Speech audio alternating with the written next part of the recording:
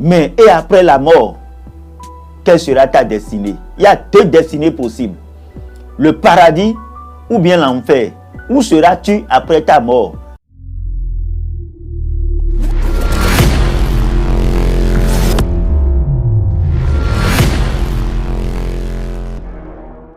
Bonsoir, bien-aimés et chers frères et sœurs dans le Seigneur. Merci de prendre le rendez-vous avec nous. Vous avez en direct votre bien-aimé serviteur de Dieu, le pasteur Pierre Médenou Kemponwe.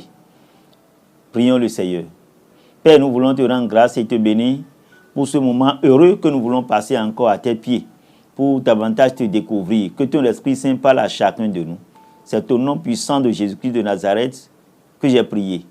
Amen.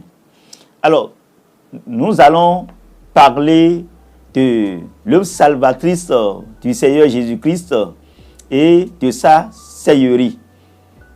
De l'œuvre salvatrice de Jésus-Christ et de sa seigneurie. Vous savez, dans la vie, tout homme a besoin de quelqu'un qu'il doit suivre pardon et qui doit vraiment le suivre au quotidien dans sa marche et qui doit l'orienter sur quoi faire et comment le faire. Nous avons aussi besoin de quelqu'un qui doit vraiment nous donner de l'espérance dans notre vie. Et c'est celui-là qu'on peut appeler le sauveur de quelqu'un. Quelqu'un qui peut te délivrer d'une situation difficile et grave. Et l'homme a besoin de quelqu'un dans sa vie pour le délivrer et lui donner la vie et le salut. C'est pour cela que nous voyons des gens adorer et des bêtes, des gens adorer le soleil, la lune et la créature de Dieu. Mais le Seigneur Jésus-Christ, Jésus-Christ est notre sauveur. Il est le sauveur de l'humanité parce qu'il est venu dans ce monde pour accomplir une œuvre sur la terre. Nous avons vu dans l'un de nos enseignements qu'il est venu sur la terre pour accomplir une mission. Il est le Dieu tout-puissant. Nous avons vu qu'il est le Dieu qui a toute connaissance. Nous parlerons de son œuvre salvatrice. Jésus est venu sur la terre pour nous sauver. Pour nous sauver. Pour nous sauver. Et si nous rentrons dans la parole de Dieu, dans le livre de Matthieu au chapitre 1, verset 21, alors, il est écrit que la jeune fille enfantera un fils et c'est lui qui sauvera son peuple de ses péchés. C'est-à-dire, c'est ce Jésus-là qui va sauver le peuple, la nation, le monde entier de ses péchés.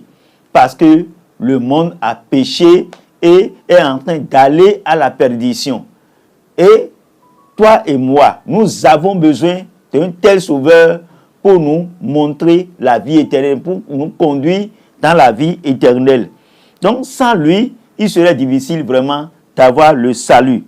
Et dans le monde, comme je l'ai dit, les gens choisissent beaucoup de choses comme leur sauveur. La créature de Dieu, ce que Dieu a créé, les gens choisissent ces choses comme leur sauveur, ils commencent par les adorer. Les gens choisissent les grands maîtres de ce monde pour les adorer. Il suffit d'avoir une portion de puissance, une petite puissance seulement.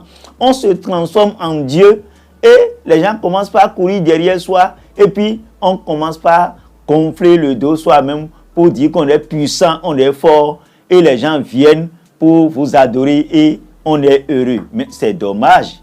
C'est dommage. Et ça me rappelle une situation où il y a un monsieur, un gars charlatan qui faisait vraiment des gris-gris et des tisanes, beaucoup de choses à un monsieur pour le délivrer de certaines situations. Et ce monsieur, il a n'importe quel problème dans sa vie, il se réfère à ce grand charlatan-là.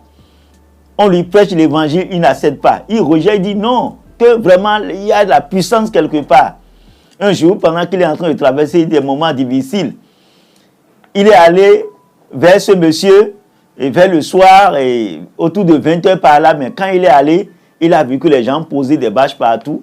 Il a dit qu'il a besoin de tel monsieur qui lui a l'habitude de lui faire des choses. On a dit, mais il est décédé, on est en train de faire ça, veiller. Vous voyez?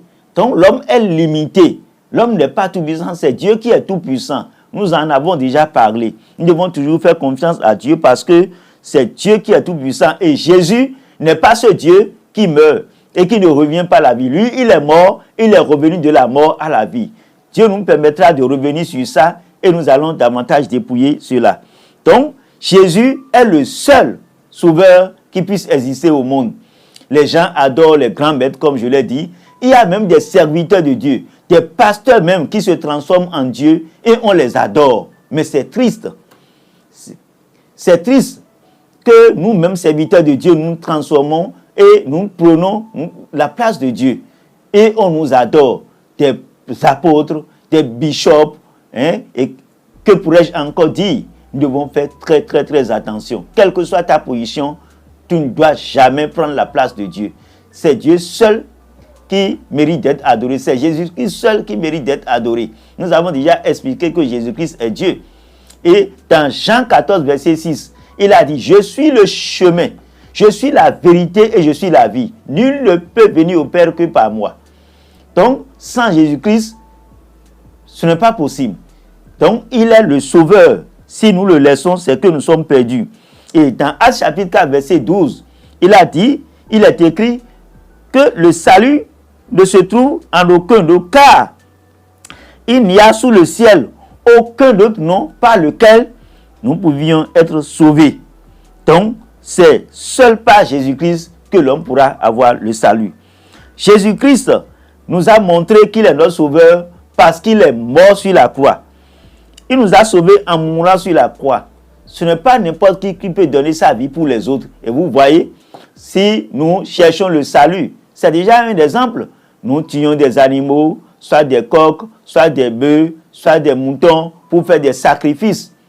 On fait des sacrifices et c'est un peu comme si ces animaux prennent notre place, pour mourir à notre place, pour que nous ayons la vie. En réalité, c'est le sens ça. Et Jésus-Christ a pris son propre sang, qu'il a versé sur la croix, afin de nous donner la vie. Il est notre sauveur. Qui peut faire ça à la place de quelqu'un si ce n'est pas Dieu? Jésus l'a fait. Si nous lisons Matthieu 26, verset 39, il est écrit, puis il s'avança un peu, se jeta sur sa face et pria ainsi, mon Père, s'il est possible que cette coupe s'éloigne de moi. Toutefois, non pas ce que je veux, mais ce que tu veux. Vous voyez combien de fois il sent vraiment le poids du sacrifice qu'il voulait faire. Ce n'est pas un truc facile. Bien-aimés et frères et sœurs dans le Seigneur, croyons que Jésus-Christ est sauveur. Abandonnons-nous dans ses mains et il pourra nous sauver de la mort éternelle. Et c'est de ça qu'il est question. Sauver, oui, mais surtout de la mort éternelle, parce que nous allons mourir tous. Nous allons mourir. Mais et après la mort, quelle sera ta destinée? Il y a deux destinées possibles. Le paradis ou bien l'enfer. Où seras-tu après ta mort? Si tu ne choisis pas Jésus comme ton sauveur, dès ton vivant maintenant, c'est que c'est l'enfer que tu as choisi. Mais si tu choisis Jésus comme ton Seigneur et ton sauveur, c'est que tu t'es réservé le paradis. Le paradis t'est garanti. Jésus-Christ est Seigneur. Jésus est Seigneur parce que dans Matthieu 28, verset 18, lui-même s'approchait des disciples et leur dit, « Tout pouvoir m'a été donné dans le ciel et sur la terre. » Celui qui a tout pouvoir, celui-là peut vraiment sauver. Celui-là est vraiment Seigneur. Celui qui est Seigneur, c'est celui-là qui a l'autorité. Il a l'autorité parce qu'il a tout pouvoir. Et dans Romains 10, verset 9, il a dit que si tu confesses de ta bouche le Seigneur Jésus-Christ, et si tu crois que dans ton cœur, que Dieu l'a ressuscité dans les morts, tu seras sauvé. Alors, celui-là est vraiment Seigneur et il peut sauver. Et si nous allons dans Actes chapitre 2, verset 36, on dit que toute la maison d'Israël sache donc avec certitude que Dieu a fait Seigneur et Christ, ce Jésus que vous avez crucifié. Les gens l'ont crucifié, mais après 3 jours, il est revenu de la mort à la vie. Pourquoi ne pas l'adorer? Pourquoi ne pas le croire? Pourquoi ne pas l'accepter comme son Seigneur et son Sauveur personnel? Mon frère, ma soeur, mon ami, toi qui m'écoutes maintenant, je t'invite à accepter Jésus-Christ comme ton Seigneur et ton Sauveur personnel. Il l'est, il le mérite, il a le pouvoir de te sauver, de te délivrer de telle situation. Que Dieu te bénisse. Amen. Prions le Seigneur. Père, merci infiniment pour ton œuvre salvatrice sur la croix. Merci Seigneur Dieu Tout-Puissant pour ta Seigneurie. Oh Dieu Tout-Puissant, Donne-nous vraiment de comprendre davantage la profondeur de ce que tu as fait pour nous et de t'accepter comme notre Seigneur et Sauveur personnel.